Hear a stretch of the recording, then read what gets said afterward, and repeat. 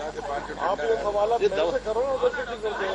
میں آپ کو تھوڑا بولوں.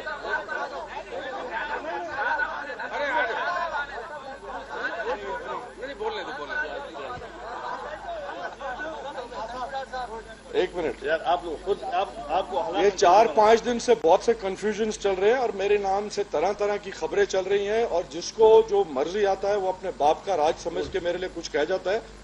اب میں آپ لوگوں کو سب کو اوپن یہ فورم دے رہا ہوں، جتنا مرضی آپ کی صحافت کے لحاظ سے سوال میرے سے کرنا چاہیں، اور میں لا الہ الا اللہ سے سب سچ بولوں گا. بولیں. شاہ صاحب میں نہیں ہوں بھائی، میں مرزا ہوں. جی جی ایک منٹ چھوڑو نا یار. شاہ جی ہاں جی. کراچی میں پرسکون ہو گیا ہے جس پہ شکر ادا کیا لوگوں نے، لیکن اب بھی لیاری کے اندر امن کمیٹی کے حوالے سے اور کچی رابطہ کمیٹی کا ابھی بھی جھگڑا چل رہا ہے. راجو صفدر نے باقاعدہ الزام لگایا ہے ڈاکٹر ذوالفقار مرزا پہ کہ وہ پشپنائی ابھی بھی کر رہے ہیں امن کمیٹی والوں کی. امن آج لیاری میں اب تک امن بحال کیوں نہیں ہو سکا؟ اب تو میں منسٹر نہیں ہوں، اب ڈاکٹر ذوالفقار مرزا ہوں. میں ہر کیپیسٹی میں جب تک میں زندہ ہوں بدماشوں، کرمنلز، مرڈررز، بھتہ خوروں کے خلاف میں کام کرتا رہوں گا.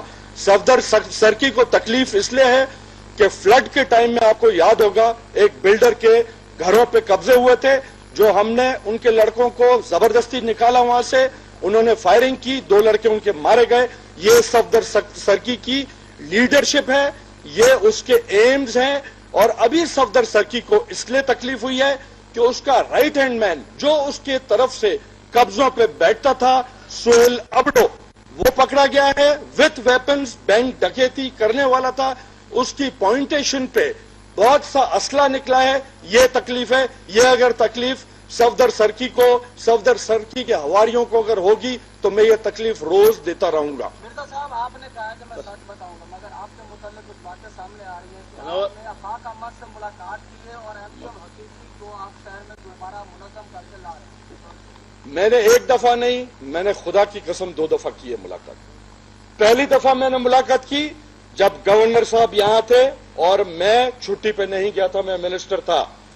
ملاقات کر کے میں گورنر ہاؤس گیا، نیکسٹ ڈے میٹنگ تھی کور کمیٹی جو بورڈ کمیٹی ہو گئی تھی بعد میں اس کی، وہاں پہ تو ادھر مجھے بڑے سیان پتی کر کے گورنر صاحب اپنے چیمبر میں لے گئے اور میرے منہ میں وہ ڈالنا چاہتے تھے سینٹنس کہ آپ تو نہیں ملے نا ان سے آفاق سے.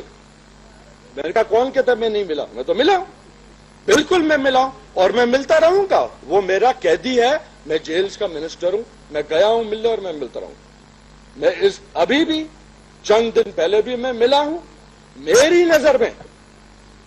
نظر میں مہاجر قوم جسے کہتے ہیں جو اردو بولتی ہے، ان کا حقیقی لیڈر آفاق احمد ہے. اس لیے آفاق احمد ہے کہ اس پہ ایک کیس بھی ثابت نہیں ہو سکا ابھی تک. 8 سال سے اس نے جیل کاٹا ہے. آصف علی زرداری صاحب کے بعد سب سے بڑا اگر اسیر ہے تو آفاق احمد ہے. اگر آفاق احمد کرمنل ہے، خراب ہے، بدماش ہے، بھتہ خور ہے، اگر اس نے ماؤں کی گودیں اجاڑی ہیں تو اس سے 100 دفعہ زیادہ الطاف حسین بدماش ہے، کرمنل ہے، اس سے زیادہ جو ہے ماؤں کی گودیں اجاڑی ہیں. جب گورنر کو گورنر بنایا گیا تھا اس وقت بھی وہ بھگوڑا تھا، وانٹڈ تھا، اس کو ادھر گورنر بنایا گیا.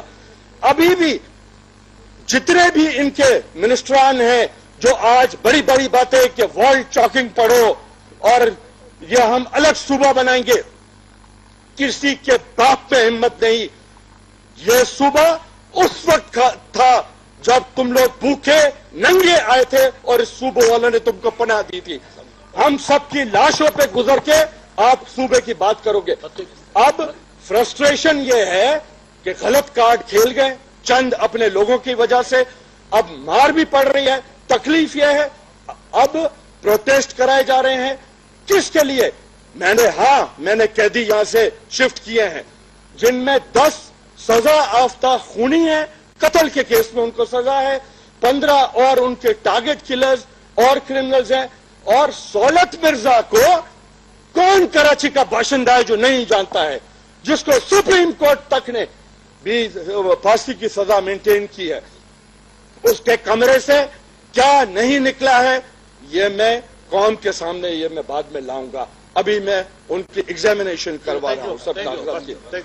تو اب میں کراچی والوں کو اسپیشلی اور حیدرآباد والوں کو اپیل کرتا ہوں، آپ اپنی خاطر، پاکستان کی خاطر، کراچی کی خاطر، اپنے معصوم بچوں کی خاطر اٹھ کھڑے ہوں اور ان کم بختوں سے اپنی جان چھڑائیں.